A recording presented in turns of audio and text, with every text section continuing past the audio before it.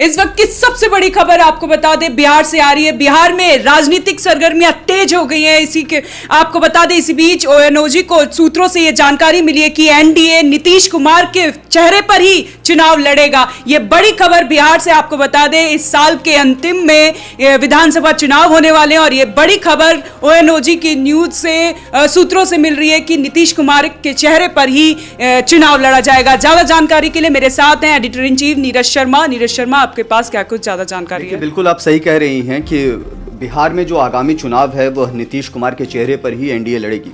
लेकिन सवाल है कि क्या नीतीश कुमार ही अगला सीएम होंगे?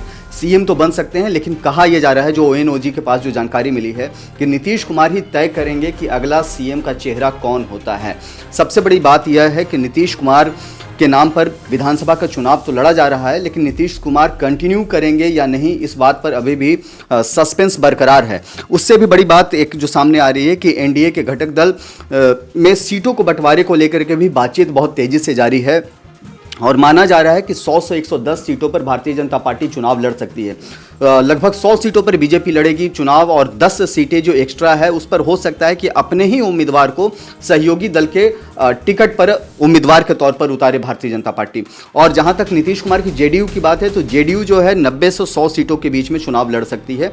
बाकी सीटें जो हैं लोक जनशक्ति पार्टी के जो चिराग पासवान हैं उनको मिल सकता है, हमसे जो जीतनराम मांझी हैं उनको मिल सकता है, साथ ही साथ एक और जो उपेंद्र कुशवाहा हैं, उपेंद्र कुशवाहा को भी कुछ सीटें मिल सकती हैं। साफ है कि भारतीय जनता पार्टी ने इसकी तैयारी शुरू कर दी है। सबसे जो बड़ा पेंच है, जो हमें जो जानकारी मिलकर के आई है, वो उसके मुताबिक भारतीय जनता पार्टी हर एक सीट पर सर्वे करवा रही है और सर्वे के बाद ही यह तय करेगा कि एनडीए को कौन सा घटक दल के पास कौन सी सीट मिलनी चाहिए। यह सबसे इंपॉर्टेंट पॉइंट है साक्षी। और आपको बता दें कि भारतीय जनता पार्टी ने इस बार सेंट्रल लीडरशिप के साथ साथ लोकल लीडरशिप पर भी भरोसा जताया है और 4 बड़े चेहरे जिसमें नित्यानंद राय हैं, विजय कुमार सिन्हा हैं, सम्राट चौधरी हैं, इस तरह के जो नाम हैं उन नामों को लेकर के वो आगे आ रही है और उन्हीं के साथ उन्हीं के चेहरे पर भी चुनाव लड़ने की तैयारी की जा रही है।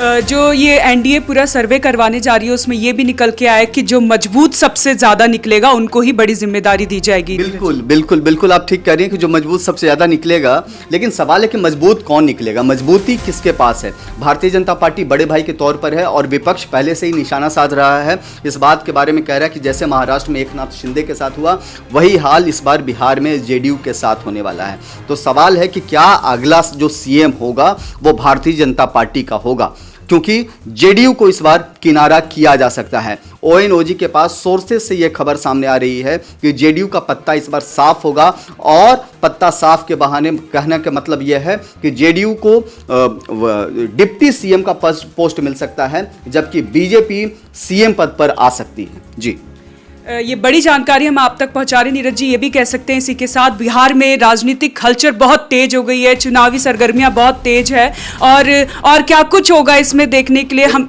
देखना अभी बाकी होगा। देखिए, जुलाई अगस्त तक सारी पिक्चर तस्वीर सामने आ जाएगी। सितंबर अक्टूबर में सितंबर में जो जितनी मुझे उम्मीद है कि चुनाव की घोषणा हो जाएगी, चुनाव भी हो जाएगा।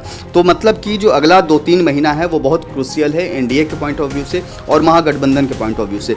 सबसे बड़ी बात यह है कि महागठबंधन अभी से ही सीएम को फेस को लेकर के निशाना साध रहा है कि नीतीश कुमार नहीं होंगे, नीतीश कुमार को ठगा जाएगा। लेकिन भारतीय जनता पार्टी इस तैयारी में है कि अगला उम्मीदवार उसके पक्ष से हो, उसके पार्टी का जो चेहरा हो वही सीएम पद पर बैठे, जैसे महाराष्ट्र में हुआ है। जी, बहुत बहुत धन्यवाद नीरज जी। आपको बिहार से रिलेटेड हर चुनाव के हम हर पल की जानकारी आप तक पहुंचाते रहेंगे। आप बने रहें हमारे साथ और देखते रहें one nation one group news.